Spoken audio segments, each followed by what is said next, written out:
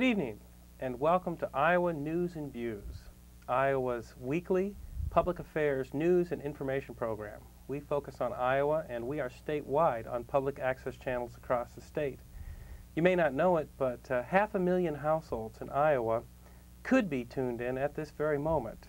They might not all be tuned in, but it's possible we're there, and we're there every week.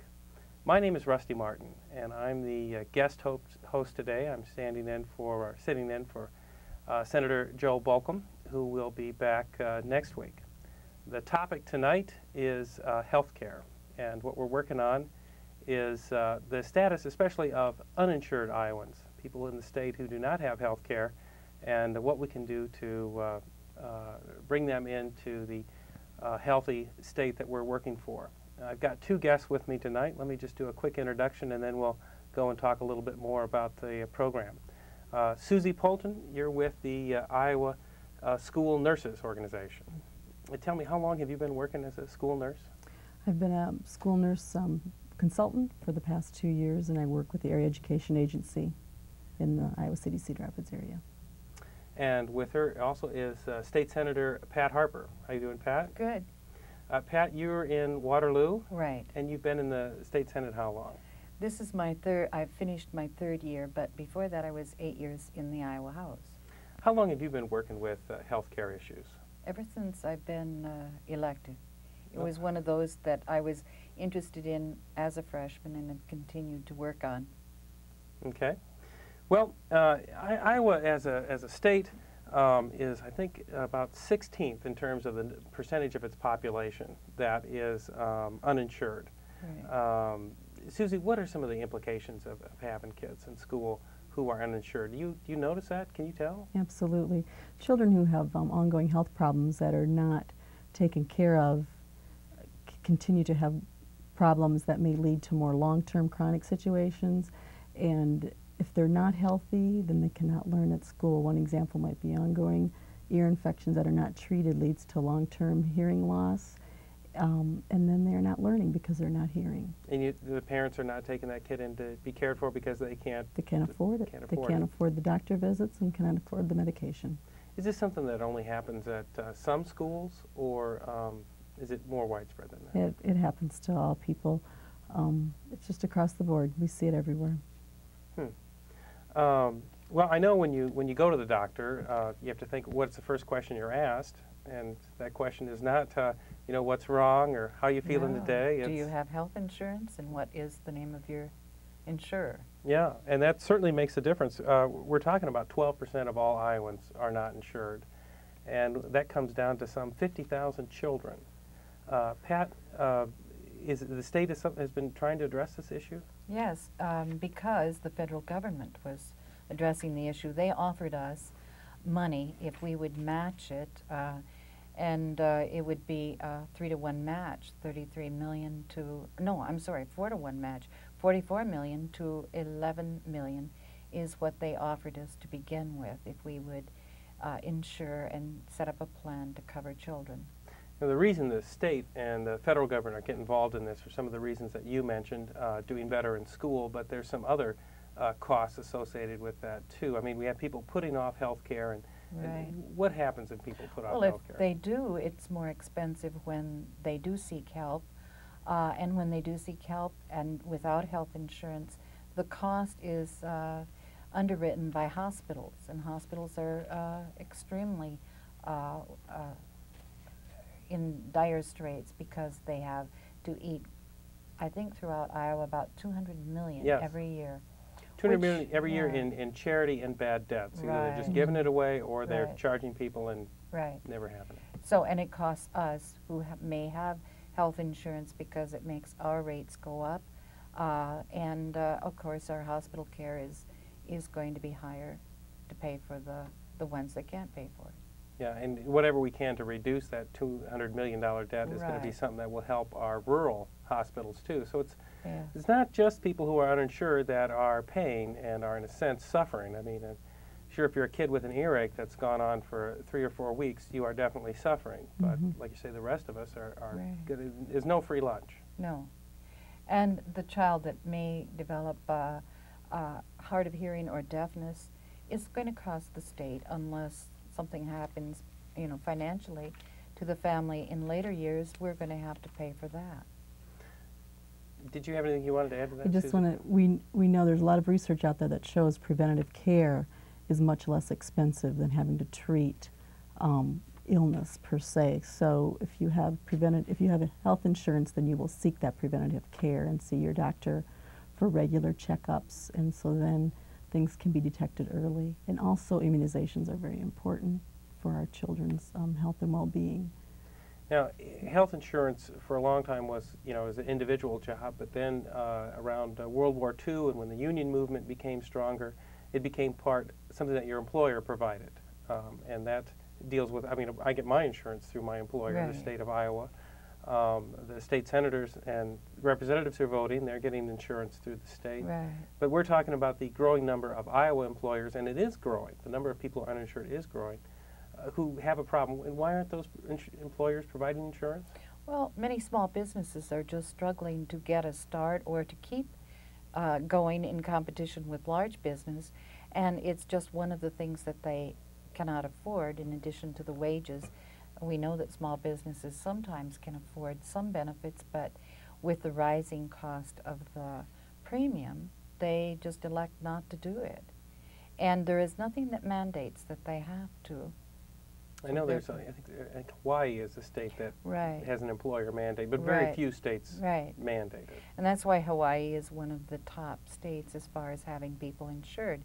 And we have not gone that way, I think mainly because we don't want to put mandates on employers, but we do want to give incentives for them to try to offer the insurance by making sure the premiums stay low, and that has to do with the regulation of insurance.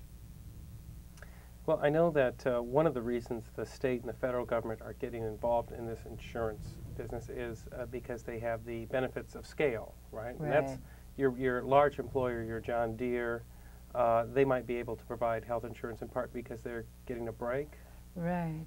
Well, because, of course, with large numbers, too, and I think that they can go out and make the deal, and they also have enough people so that maybe those that are considered high risk can be in the pool along with the lower risk, the younger clients. Now, the number that I've heard about the cost of the state-provided health care for uninsured kids, and I guess we should start out with, Susie, people who are poor, people who have nothing in the state, a family that's on welfare, they have insurance. Mm-hmm. I mean, those folks are covered. They have Who are we talking about here that are uninsured? Because the folks that truly at the bottom, children in dire poverty, they are insured through the Medicaid program most often. But then it's the other ones that their income, that they're employed by someone who's not providing access to insurance, and then their income is such that they cannot afford to purchase private insurance. So it's sort of that middle. Well, we're talking to people who are working. Absolutely, Yeah. working Iowans. Yeah, working Iowans, and we've got another group that's joining that group right now. Since we have the welfare to work, Right. we have people, and Iowa's been very good. Been very successful at moving people off of welfare, but what else do they lose when they're leaving welfare? They lose their benefits. They're losing their health benefits. care benefits. And that's staying on for like a year, but then Right. that will go away. Right. So we have another pool of people. Right. Mm-hmm. And another number I think that is just astounding with this is the cost to Iowa to provide this. In terms of how much is it per dollar?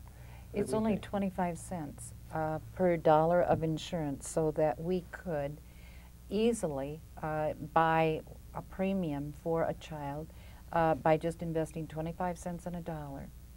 The feds will pay the rest of that dollar. Right, right. And the premiums aren't that high anyway. Children are easy to insure, or they're low cost. Why is that, Susie, that children don't cost as much as adults?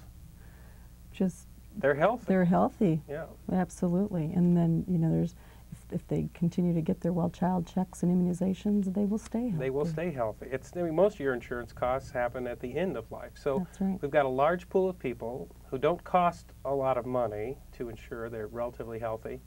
And we can insure them for a quarter on the dollar because the feds are going to pay the rest of the money. Right. One of those few programs that Iowa gets some of our money back. Right. Pat, why aren't we doing this? Why don't we do this for everybody? There is, I think, a feeling that we don't want to give entitlements to people, and that is at least the argument that I've heard over and over from my colleagues in the Senate who have voted not to increase what we have done. They are very cautious about it, and some have said we want in the language of this law that if the federal government pulls back away, that we will have no obligation. That seems to be the thing that does not get us to where we should be, and it does not satisfy some people to say that this is a good investment, actually will cost us very little or nothing in the long, in looking in the long range. Looking at that $200 million, for Right, example, that we're spending right now. Right. Well, at least what we're doing right now is we're taking full advantage of what we can get. We're getting as much benefit as possible from the federal government. We're insuring as many kids as we can. No, we're not. We're not. No, many states are far and away ahead of us, and we have, during the first year that the offer came from the federal government, we could have achieved, I have to stop to think of what the ratio is, a total of $44 million could have been invested if we had, at the state, put in 11 million. But we elected not to. We only put in 7. So we're behind the curve. And there are many states who elected to put in more money and insured more of their children, in fact, up to 90 to 95% of their children. And we are at a very small percentage of adding on. I want to get back to why we're at a small percentage and some of the steps that we're doing to bring that number up. But I know that last year in the Senate and the House, the Democratic majorities there tried to act on a proposal by Governor Vilsack. And the number was, it was 700,000 or $1 million. It was right in that dollar range. And that was going to insure 12,000 more kids. Right. And that failed, right? Right. That was voted down. Right. Well, something to work for. That's one thing, Right. is to be able to take full advantage of what we're offered, Right. which certainly makes sense. And is that going to be on your agenda for next year? Number one on a number of people's agenda because we've looked. I think a lot of people feel that adults as well as children have a right to the health care that is available in our highly technical age. But at least children, we should be able to do in Iowa, we should be able to make sure that 100% of our children have the health care that they need. And we can do that. I think that if we look at the numbers, probably wouldn't cost us even the $700,000 that the governor proposed, because we've had a lag in people signing up, which we want to see turned around. We'd like to see more children become aware, or at least their parents become aware, so that they will sign up for this program. Well, I'm going to talk a little bit about some of the difficulties in that in the next part of the show. Let me just tell you right now that my name is Rusty Martin. You're watching Iowa News and Views, Iowa's statewide public access show. The topic for today is health care for all Iowans. What can we do to ensure Iowans who are not insured? My guests today are State Senator Pat Harper from Waterloo and Susie Poulton from the Iowa School Nurses Organization. Susie, you're right on the ground troops. You're working with kids who are uninsured, and with people in your organization are working to get those kids insured. What can we do differently? Well, part of the problem is just informing families that there is an alternative insurance program out there that's available to them. So schools, school nurses, school social workers, guidance counselors, and the likes have been trying to inform parents about this program and trying to help them with the application process. But it's very time consuming, and it just adds more to the school staff's workload already. So I guess, what would be nice is just to have a little more help in that enrollment process and help informing the public about this. And also we need to emphasize that this is not a welfare program per se. It is an insurance program that is low cost to families, and to help families understand how they can apply for this and their qualifications. Well, we've got an 800 number that we're going to show at the end of the show, and I'll just say it right now. It's 800-257-8563, and that has been flashing during the show, and people are seeing it there. It is free for some people, but others, there's a co-payment involved, and that is It's like a $10 up to a maximum of $20. a maximum of $20 per a month per to family. insure your children, all the children in your Yes. family, $20 a month. That's certainly a bargain, and it's again, what we were talking about, it's a bargain for the state of Iowa. Indeed. So I know some things happened this spring with it. I know the governor had a campaign to get news out to schools. There's been a lot of activity going on, actually, in various conferences and things being held across the state to inform people in the schools, because the school is a prime place to enroll families. That's where children go and families go. So it is a great place to start this application process. But it takes a lot of time and effort to get that information out. So we're working on this one target population, uninsured children. But actually, isn't it true, Pat, that everything we've said about kids in terms of helping them out and helping ourselves out, helping the economy out, applies to adults? Right. And I think we all want a healthy Iowa. I attended a forum where we're looking at what we need to do as a state in order to be #1 in economic development. And I think one of the things that we want are healthier people who work better and learn better. And in essence, this program as well, I mean, we've talked about the fact that the federal government is offering to support it, 25 cents on the dollar for kids, but it will also cover their parents? No, it will not. No, and we did have an effort on the part of Democrats during this session. We offered to at least, for the same guidelines for children who would be eligible for the Hawkeye program, to let their parents in and use money not from the federal government but from our tobacco settlement, which is quite sizable, in order to be able to afford this additional number of people on the program. And again, we're looking at those people in the middle. Their employers don't provide it. They're working, which is what we want to encourage them to do. Some of them at 2 jobs and still not enough. And they're not on welfare. Some of them have moved off. Correct. And providing that will save us money in terms of, I mean, somebody's going to have to pay for it. That's right. There's expenses that happen. It's going to be a big debate for us in the legislature this year about our tobacco settlement, but many states have decided that children and health care are going to be the uses for that money. And for Iowa, it's going to amount to about $70 million a year, and it's quite a bit of money. In fact, kind of boggles your mind to think of that much money coming in every year for as far as you can look into the future. Yeah. But of course, it's I mean, just about the tobacco settlement. It's money that's gone out. That's it's money we've already paid for. When we talk about preventive medicine, you that's bet. one of the things that's stuck us.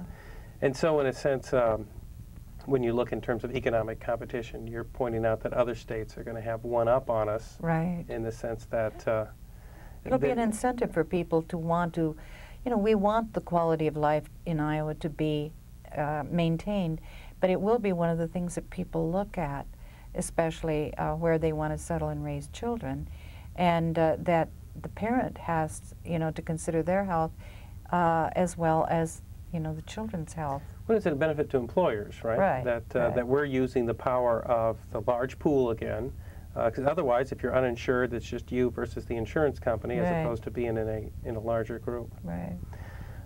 Susie, can you tell us about anything else associated with children's health care and that relates to this topic that we're working with? I guess the question I'm thinking about, where are some other avenues to reach these kids? You've got the schools set up. We also have to think of the younger children, I mean, and that would be the daycares, churches, any place where families gather and children gather.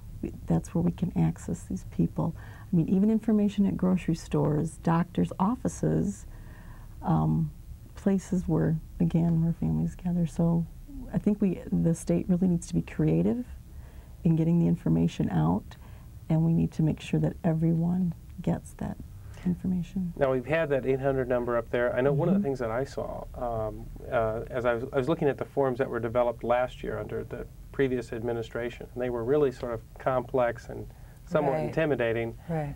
How successful were we in terms of recruiting people? Not very. We have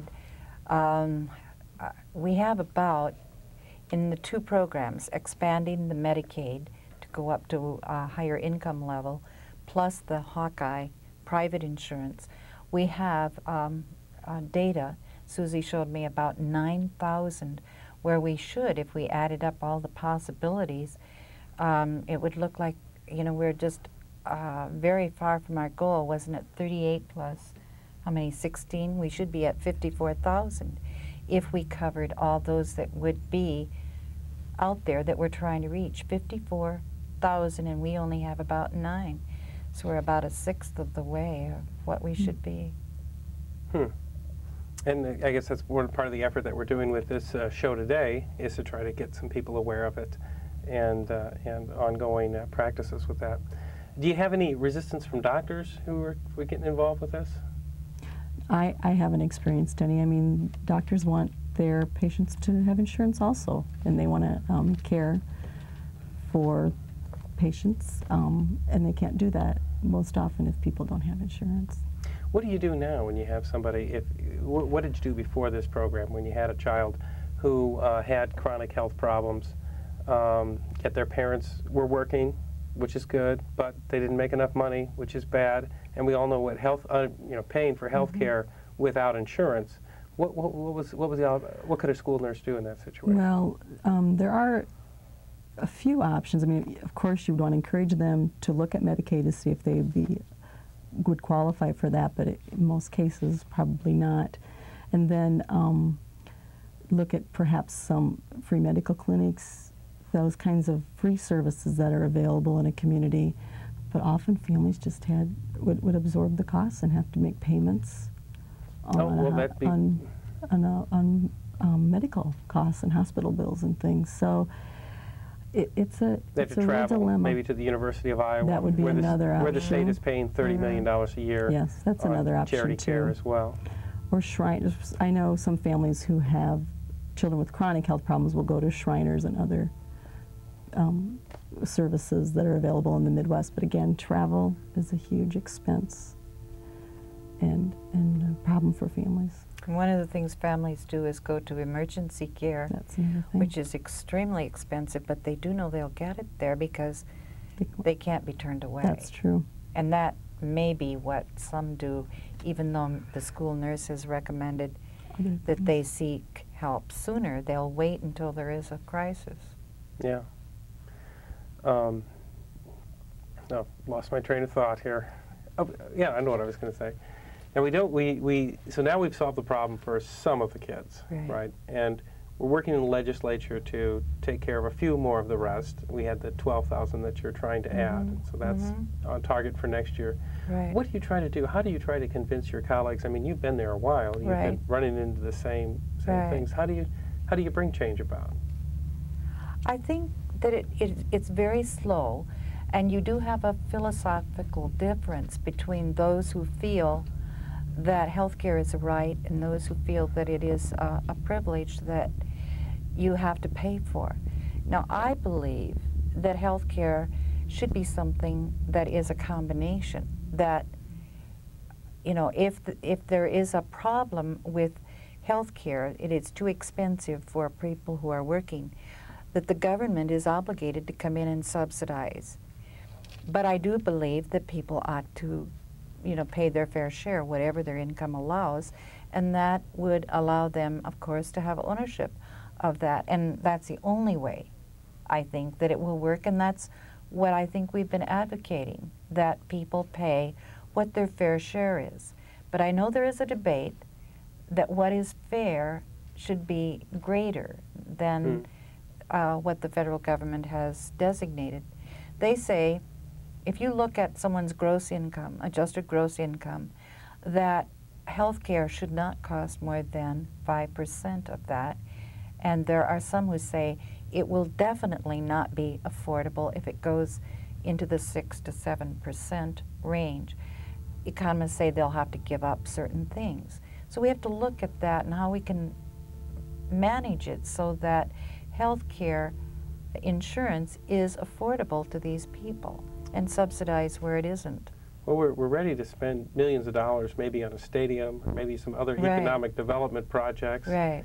Maybe we can get some attention, you know, like as you were pointing out, that as far as helping the economy. Right. And we have to have people that start to think about that, you know, there are many people who believe that if you really wanted to, you could afford the health insurance and that you might give up certain things.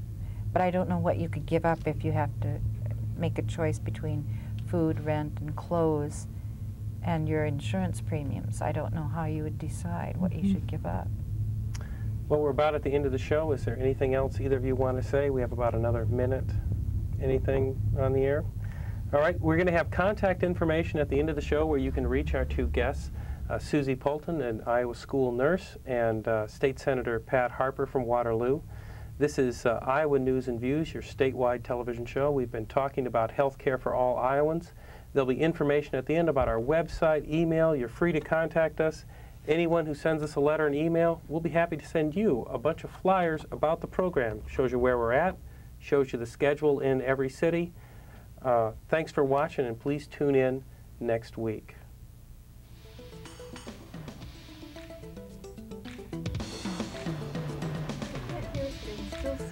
So now we can relax.